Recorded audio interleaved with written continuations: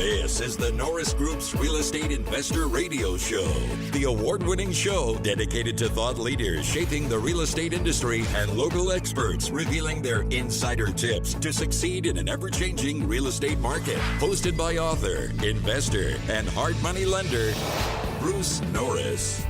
On Friday, October 21st, the Norris Group proudly presented its 9th annual award-winning black tie event, I Survived Real Estate. An incredible lineup of industry experts joined Bruce Norris to discuss perplexing industry trends, head-scratching legislation, and opportunities emerging for real estate professionals. Proceeds from the event benefited Make-A-Wish and St. Jude Children's Research Hospital.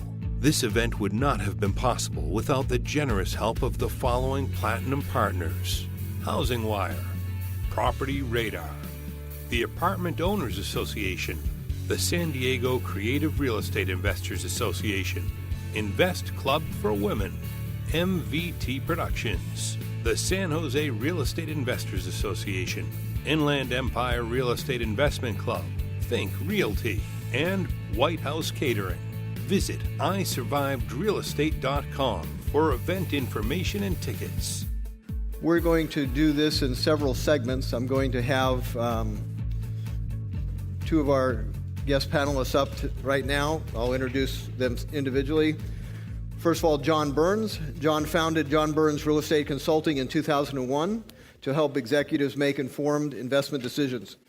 Before founding the company, John worked at a national consulting firm for 4 years, and for 10 years at KPMG, Pete Marwick, 2 as a CPA and 8 in their consulting practice. John is a highly sought-after speaker, especially adept at making complicated analysis easy to understand. 410,000 people follow him on LinkedIn influencer column, 30,000 plus subscribe to his emails, and the media cited the firm 400 plus times in 2015. His new book, Big Shifts Ahead, offers insights and clarity on demographic shifts that can create exciting opportunities for business professionals. Joining him will be Doug Duncan. Doug Duncan is Fannie Mae's Vice President and Chief Economist. He's responsible for managing Fannie Mae's Strategy Division and Economics and Mortgage Market Analysis Groups.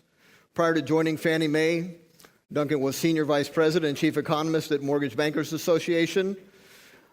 He was recently honored with the National Association of Business Economics Most Accurate Forecaster 2 years running, the first time anybody's ever won that.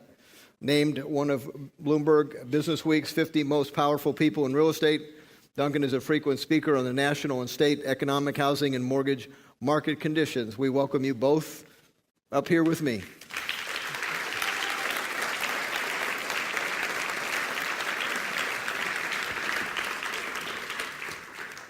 I think I'll be able to see you guys.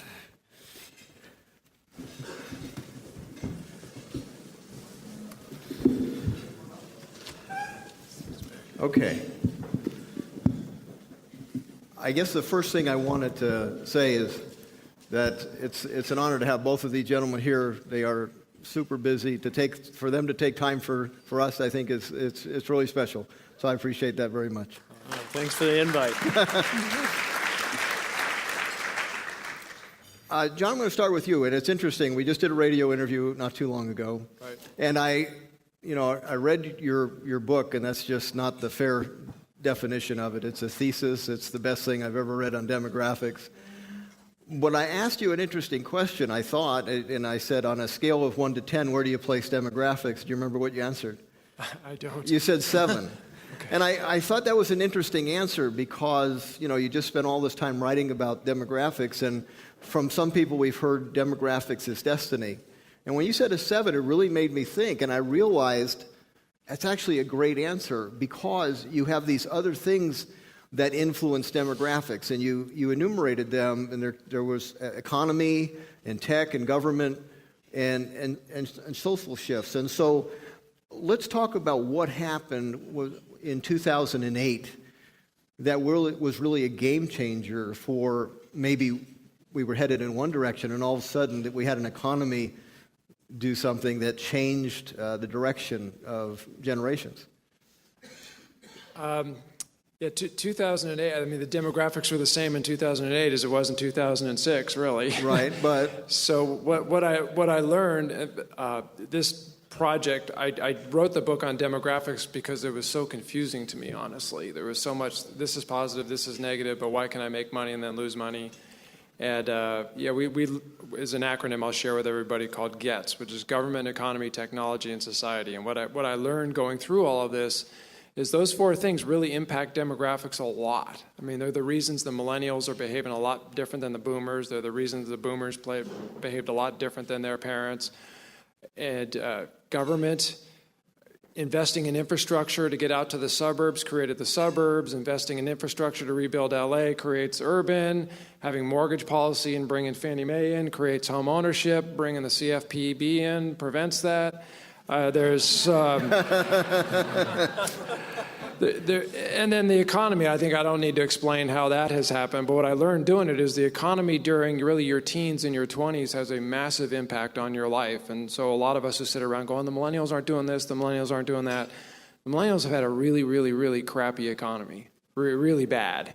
And so you can't blame them for being that way. And technology, in fact, I've got a great stat I'll share for you on that one. We just figured this one out because I wanted to do the math.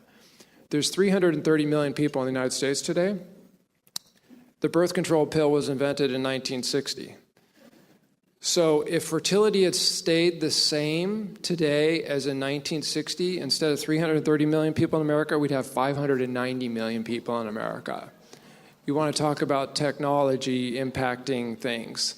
It's just fascinating. So the book, I think it's a good read, so I'll plug it for that. But I learned a lot, and it's helping me with a framework going forward and how things are going to shift. Well, in 2008, what happened? We have this terrible recession, right? And that skewed what would have occurred, let's say.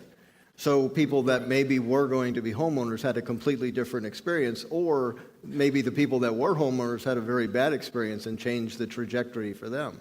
Massively. The people born in the 70s really have had some really tough luck. If you were born in the 70s, you probably started a family right before the housing downturn started. You needed to buy a home. You got in. The financing was loose, so a lot of people got in maybe who couldn't have. They paid a higher price than a couple years earlier. And I believe the people born in the 1970s, when they were around 30 years old, had the highest home ownership rate ever for their age. Today, they have the lowest home ownership rate ever for their age.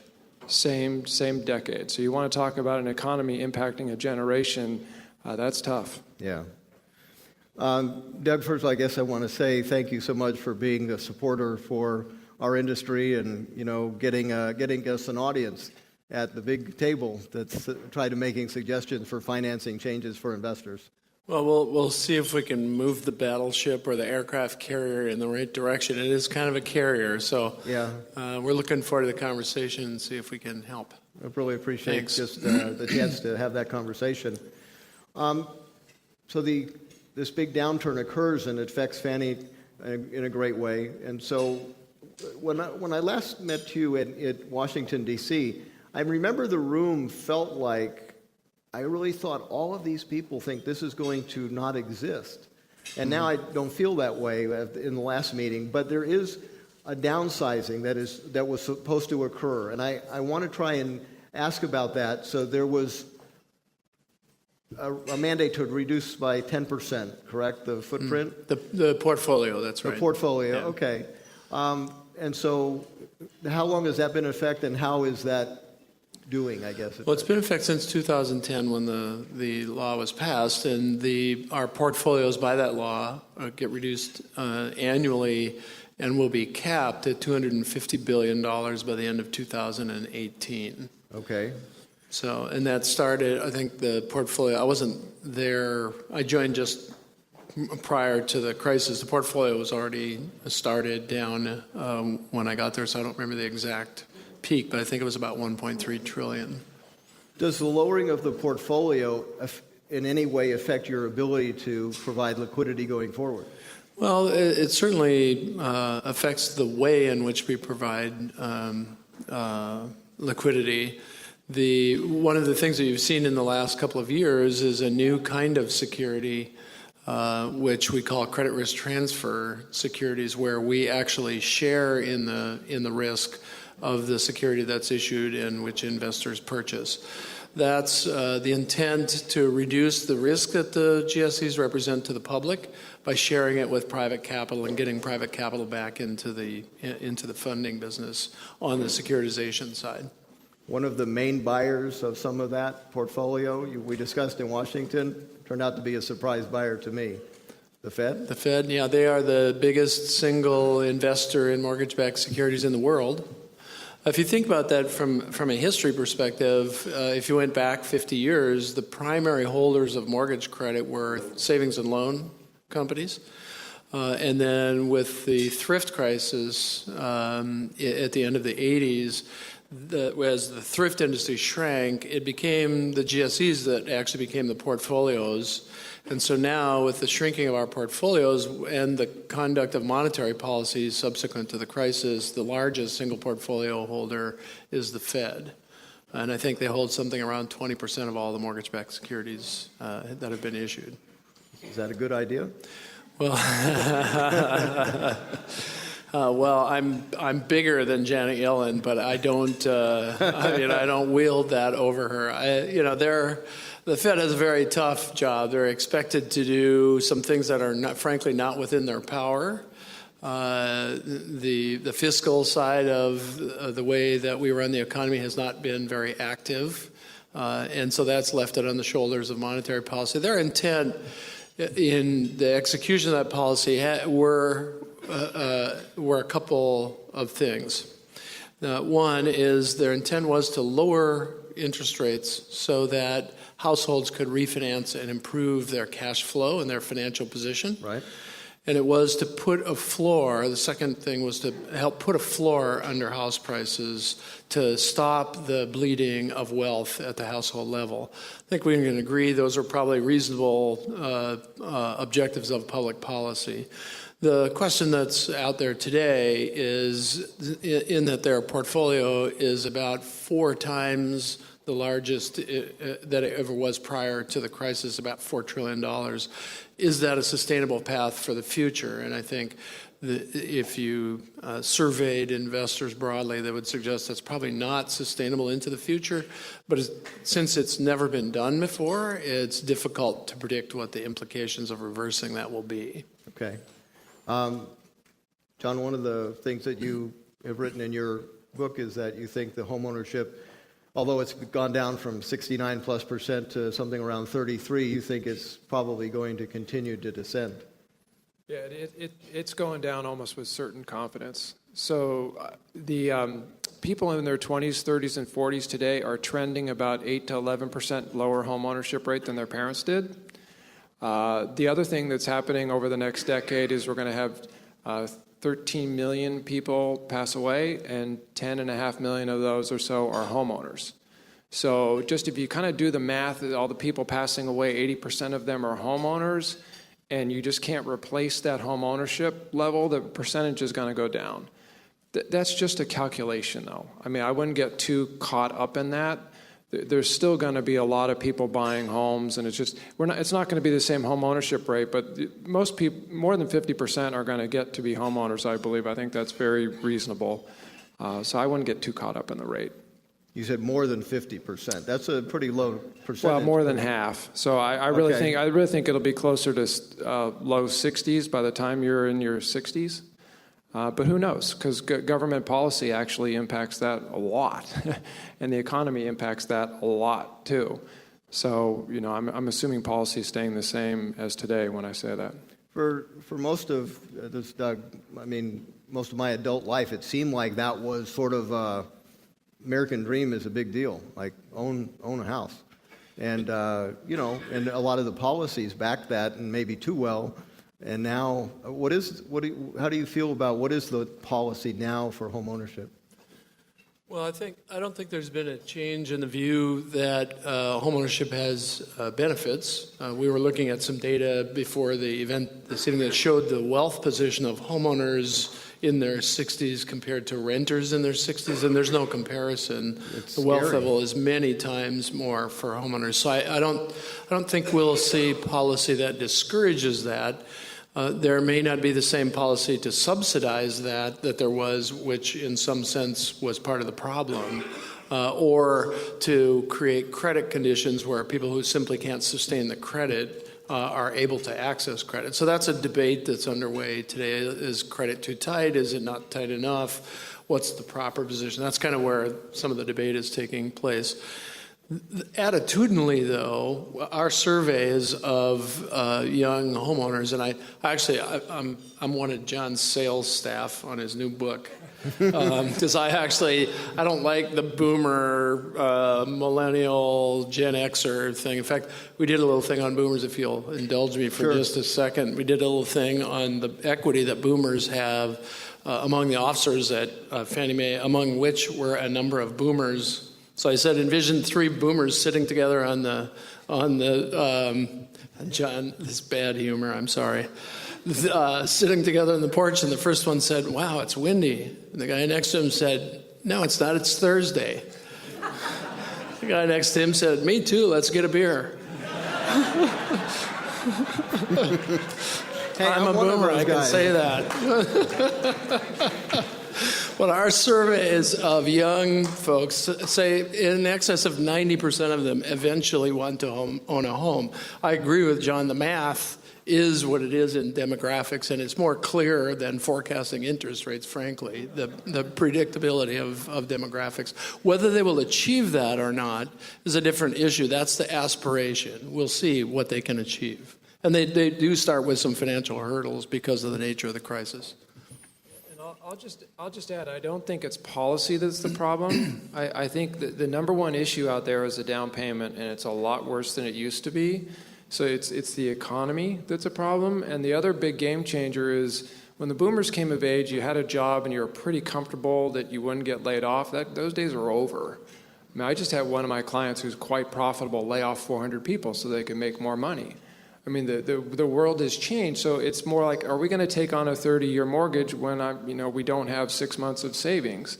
So I think people want to own, but I just think a large percentage of them aren't going to get there. You also look at the spike in single-parent households. I'm sorry, you can't save a down payment if you're a single parent, and so there's some things that have happened in society that are holding this back, and I really don't think government policy is really can do that much at this point. We got to get the economy cranking and people saving. I would agree. It's the biggest single issue. What if you had a no down payment loan? So there is one, damn it. but you do have one, right? It's a VA. How's it performing historically? The most amazing thing to me is the VA never blew up. How in the hell did that happen? What now? The VA mortgages never really blew up the way everything else blew up. Nothing down there. So maybe it doesn't have anything to do with down payment. Honestly, I think it had the biggest impact was losing your job. Well, in Washington, and this was part of what we just discussed, I'll just say it, why not? I presented a nothing down loan program idea. What if we did that, and where it had two features, we have some gray hair, so before there used to be a simple assumption. So FHA could have a loan made to you, and I could, without qualifying, pay $45 and say, John doesn't want it anymore, Bruce is going to take it over. As long as it's current at the end of the transaction, that was allowed. The other thing is, why don't we have just one loan product where we say, okay, for foreclosure in this loan product, so we'll make 5 million people nothing down loans, 500,000 of them fail. But on the foreclosure sale, the only thing that goes to bid is the back payments, no principal at risk. We bid, investor financing, we'll buy it, we'll take over the loan. You'd have virtually no foreclosures, and you'd get occupant ownership way back up. And I think that's actually serves a big function, and here's one of my reasoning. When you have a fixed payment that starts with an interest rate of 3, there'll be a day where that seems like a car payment if you're young enough. And that means you have disposable income that you will never have if you're a renter. Right. That's a big difference to an economy and maybe worth the risk. It's funny that didn't, I realize that's probably a bad word, nothing down, but what is the appetite for anything like that if it had some safety valves? Well, I think you're absolutely right. In Washington, if Fannie Mae comes out and says we're going to start making no money down loans, there will be a lot of political conversation. Let's just to say it politely. There's a thing about Washington and not confusing me with facts. So, I think to the extent that you can demonstrate empirically that the underwriting criteria and the structure of financing leads to sustainable ownership and strong credit quality, it can get a consideration. Whether it can get that consideration through Fannie Mae in the political environment today may be a different question, or whether that should be a function served by Fannie Mae, and I can't answer that. So let me just interject one thing. Don't we have the highest percentage LTV loans today ever? We do, if you aggregate all the new loans. So people are putting less down than ever before, just to get that out there. Mm-hmm. Also, there is a program north of Jacksonville right now where they will make you can get in for free, closing costs, the whole thing. You don't need a thing. You show up and I think you got 105% LTV on day one. They're selling like hotcakes. So they are out there. And then you brought up the assumable mortgage is what you were talking about. So I proposed this maybe 15 years ago, back when E-Trade was a big lender, and they came out with that program. But because it didn't pay off early, it was more like a 30-year mortgage than a 10-year mortgage, and it traded at 50 basis points higher. That's what they asked the consumer to pay. Consumer wouldn't pay it. Really? Yeah, it was a real eye-opener to me that somebody wouldn't basically assure that their mortgage, that lock in something forever that would be assumable, wouldn't pay an extra 50 basis points. In two of the age groups, and maybe we should first say that you've divided what we think of generations often into much smaller decade-long. So millennials were generally divided into two new names. Right. So what were those names? We broke them out into those born in the 1980s, and we call them the sharers because they really invented the sharing economy. And then those born in the 1990s, and we call them the connectors because they're the ones leading us being connected 24/7 with our smartphones. And I was, with all this millennial analysis, first, everybody's definition of when it starts and when it ends is different. Mark Zuckerberg is a millennial, and so is my daughter, who's a high school junior. I think they're in different stages of their life. Right. But everybody can relate to what year you're born and your high school classmates. So we broke it down by decade, and then you can compare 10-year periods to each other. Everybody says, "Yeah, I was born in the '60s." It's just easier. One of the things why I brought that up is that one thing that it seems like they have in common, they're underemployed. Yes. So what do you mean when you say underemployed? That they have like a master's degree and they can't get a job for that? Or they have a skill set there's not a job for? They have a skill set that there's not a job for. That's actually a government statistic. I think the BLS puts it out. Okay. For people in their 20s, what percent are underemployed. The Norris Group would like to thank its gold sponsors for supporting I Survived Real Estate.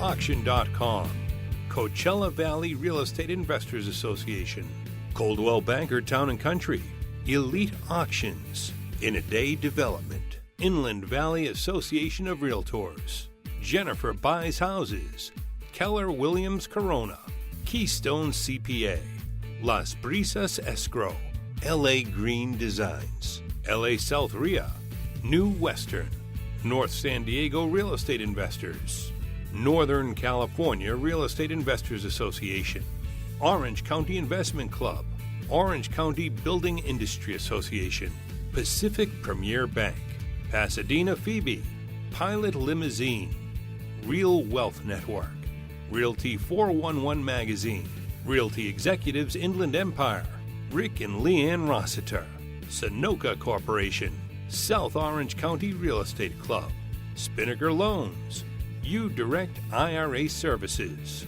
Weston South Coast Plaza, Chase Photography, Wholesale Capital Corporation, Wilson Investment Properties, Inc. For more information on hard money loans and upcoming events with the Norris Group, check out thenorrisgroup.com. For information on passive investing with trust deeds, visit tngtrustdeeds.com.